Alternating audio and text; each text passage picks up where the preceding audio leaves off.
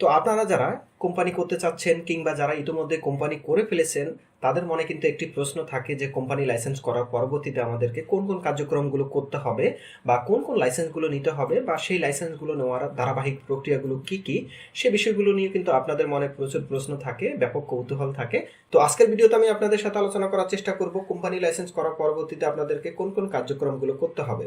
তো আপনারা হয়তোবা সবাই জানেন যে আপনারা যখন একটি কোম্পানি করতে চাচ্ছেন, তখন প্রথমে আপনাদেরকে কিন্তু একটি নাম পছন্দ করতে হবে এবং সেই নামের ভিত্তিতে আপনারা যারা যারা কোম্পানির মালিক থাকবেন তাদের জাতীয় পরিচয়পত্রের কপি, পাসপোর্ট সাইজের ছবি, তাদের টিন সার্টিফিকেটের কপি ইত্যাদি তথ্য দিয়ে কিন্তু মেমোরেন্ডাম প্রস্তুত করতে হবে এবং সেই মেমোরেন্ডামের ভিত্তিতে আপনারা এই জয়েন্ট স্টক থেকে একটি লিমিটেড কোম্পানি লাইসেন্স পাবেন।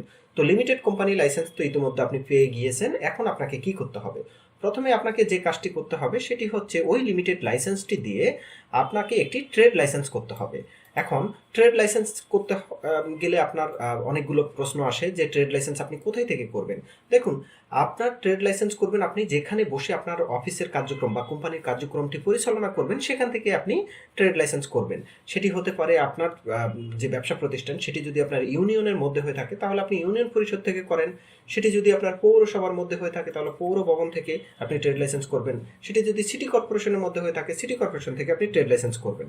তো অনেকেই কিন্তু আবার প্রশ্ন করে থাকে যে কোম্পানির ট্রেড লাইসেন্স কি ইউনিয়ন পরিষদ থেকে করতে পারবো কিনা, যেহেতু কোম্পানি একটু বড় ব্যাপার ট্যাপার, সে কারণে অনেকে হয়তো বা এই বিষয়টি নিয়ে একটু চিন্তায় থাকে যে ইউনিয়ন থেকে ট্রেড লাইসেন্স দিবে কিনা। অবশ্যই দিবে। আপনি আপনার সংশ্লিষ্ট ইউনিয়ন পরিষদে যান, কোম্পানির মেমোরেন্ডামটি নিয়ে, অবশ্যই তারা আপনাকে ট্রেড লাইসেন্স দিবে।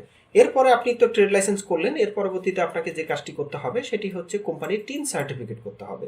এখন টিন সার্টিফিকেট কিন্তু খুব সহজেই আপনারা অনলাইনের মাধ্যমে করে নিতে পারবেন। কিভাবে কোম্পানির টিন সার্টিফিকেট করতে হয় সেটি নিয়ে কিন্তু আমার একটি ভিডিও আছে, সেটি আপনারা চাইলে দেখে নিতে পারেন। এখন টিন সার্টিফিকেটের যে ঠিকানাটি ব্যবহার করবেন সেটি কিন্তু ট্রেড লাইসেন্সের ঠিকানার সাথে মিল থাকতে হবে। সুতরাং প্রথমে ট্রেড লাইসেন্স করবেন কোম্পানি করার পরবর্তীতে, এরপরে টিন সার্টিফিকেট করবেন। এরপরে তৃতীয় যে কাজটি করতে হবে সেটি হচ্ছে কোম্পানির নামে একটি ব্যাংক অ্যাকাউন্ট খুলতে হবে।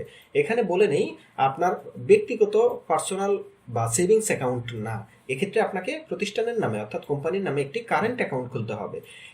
এই ব্যাংক অ্যাকাউন্ট কোন ব্যাংকে খুলবেন এটি নিয়েও কিন্তু আপনাদের প্রশ্ন থাকে। এটি আপনাদের যে কোনো পছন্দ মাফিক ব্যাংকে, যে ব্যাংকের সাথে আপনার ভালো সুসম্পর্ক, সেখান থেকেই খুলতে পারেন, এখানে কোনো সমস্যা নেই। তবে সবচেয়ে উত্তম হবে আপনি যে থানার মধ্যে আপনার অ্যাক্টিভিটিস, সেখান থেকেই কিন্তু কোম্পানির নামে ব্যাংক অ্যাকাউন্ট খোলা উত্তম। এখন অনেকে আবার প্রশ্ন করে একটি কোম্পানির নামে কি একাধিক ব্যাংক বা একাধিক ব্যাংকে ব্যাংক অ্যাকাউন্ট করতে পারবো কিনা। হ্যাঁ, করতে পারবেন, সেক্ষেত্রেও কোনো সমস্যা নেই।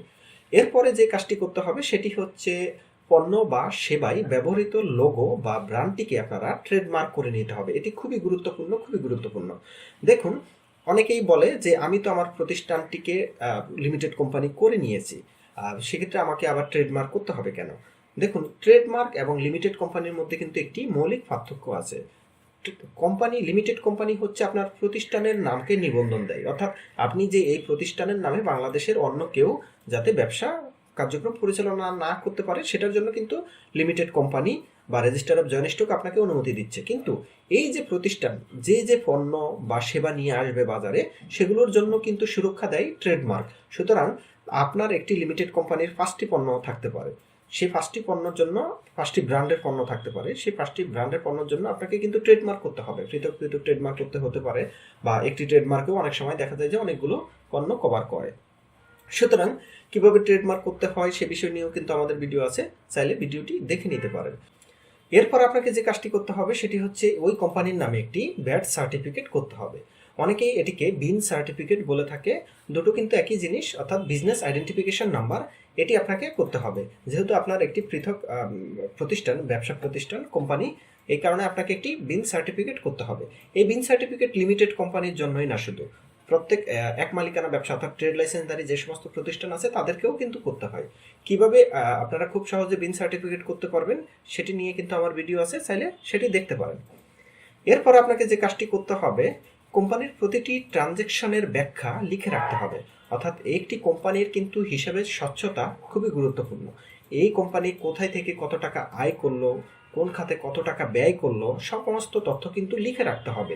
অর্থাৎ এর জন্য আপনাকে যে কাজটি করতে হবে সেটি হচ্ছে একটি ব্যাংক রেজিস্টার মেনটেন করতে হবে, আরেকটি ক্যাশ রেজিস্টার মেনটেন করতে হবে। অর্থাৎ ব্যাংক থেকে যে সমস্ত লেনদেনগুলো হবে, কোম্পানির নামে যে ব্যাংকটি হয়েছে সেই ব্যাংকের যে সমস্ত লেনদেনগুলো হবে, কেউ কোম্পানির ব্যাংকে টাকা ঢুকালো বা কোম্পানির ব্যাংক অ্যাকাউন্ট থেকে কিছু টাকা খরচ হলো বা যে সমস্ত কারণেই হোক না কেন, ব্যাংকের জন্য একটি পৃথক রেজিস্টার রাখতে হবে, আর আরেকটি রেজিস্টার রাখতে হবে ক্যাশ রেজিস্টার। অর্থাৎ আপনার দেখা যাচ্ছে সব কার্যক্রম তো, সব লেনদেন তো আর ব্যাংকের মাধ্যমে হবে না, ক্যাশের মাধ্যমেও থাকতে পারে। সেই কারণে আপনারা ক্যাশ রেজিস্টারও মেনটেন করতে হবে। অর্থাৎ একটি ব্যবসা কোম্পানির ব্যবসা প্রতিষ্ঠানে দুটো রেজিস্টার মেনটেন করতে হয়, একটি হচ্ছে ব্যাংক রেজিস্টার, একটি ক্যাশ রেজিস্টার। এই হচ্ছে মোটামুটি বেসিক কার্যক্রম। অর্থাৎ এখানে 1 থেকে যে 6 পর্যন্ত, অর্থাৎ প্রথমে কোম্পানি কি করলো, ট্রেড লাইসেন্স করলো, এরপরে কোম্পানি টিন সার্টিফিকেট করলো, এরপরে কোম্পানি একটি ব্যাংক অ্যাকাউন্ট খুলবে কোম্পানির নামে, এরপরে যারা যারা পেইড আপ ক্যাপিটালের টাকা যা যা দেওয়ার কথা সেই পরিমাণ টাকা কোম্পানির পার্সোনাল অ্যাকাউন্ট থেকে কোম্পানি ব্যাংক অ্যাকাউন্টে ট্রান্সফার করলো, পেইড করলো। এরপরে কি করবে, তার যে যে পণ্য বা সেবাগুলো আছে সেগুলোকে সে ট্রেডমার্ক করবে। এরপরে কি কাজ করবে, কোম্পানির নামে একটি বিন সার্টিফিকেট অর্থাৎ বিজনেস আইডেন্টিফিকেশন নাম্বার করবে। এগুলো হচ্ছে লাইসেন্স। এরপরে আর কিন্তু কোনো গুরুত্বপূর্ণ লাইসেন্স নেই। দেখা যাচ্ছে যে হ্যাঁ, প্রতিষ্ঠান ভেদে কিন্তু লাইসেন্সের তারতম্য হতে পারে। যেমন কেউ খাদ্যপণ্য উৎপাদন করবে, তার জন্য কিন্তু আবার বিএসটিআই লাইসেন্স করতে হবে, তার প্রিমিসেস লাইসেন্স করতে হবে। এরকম কেউ দেখা যাচ্ছে যে কেমিক্যাল পণ্য নিয়ে কাজ করবে, তার জন্য কিন্তু কেমিক্যালের লাইসেন্স অর্থাৎ অ্যাসিড লাইসেন্সের প্রয়োজন হতে পারে। কেউ দেখা যাচ্ছে যে বিস্ফোরক আইটেম নিয়ে কাজ করবে, তার বিস্ফোরক লাইসেন্স লাগতে পারে। অর্থাৎ প্রত্যেকটা প্রতিষ্ঠান ভেদে ভিন্ন ভিন্ন লাইসেন্স লাগতে পারে, কিন্তু কমন যে সমস্ত লাইসেন্সগুলো সেগুলোর কথা আমি এখানে বলে দিলাম, এগুলো আপনাকে করতে হবে। এরপরে বললাম কি, প্রতিষ্ঠানের প্রত্যেকটি ট্রানজ্যাকশনের হিসাব কিন্তু তাকে রাখতে হবে। তো এই হচ্ছে মোটামুটি একটি লিমিটেড কোম্পানি করার পরবর্তীতে আপনাদেরকে কোন কোন কার্যক্রমগুলো করে নিতে হবে সেটি ইতিমধ্যে আপনারা জেনেছেন। এই বিষয় নিয়ে যদি আরও কোনো প্রশ্ন থাকে সেক্ষেত্রে আমাকে ফোন দিতে পারেন। আমার ফোন নাম্বার 01714543232। তো সবাই ভালো থাকবেন, সুস্থ থাকবেন, সবাইকে ধন্যবাদ। আল্লাহ হাফেজ।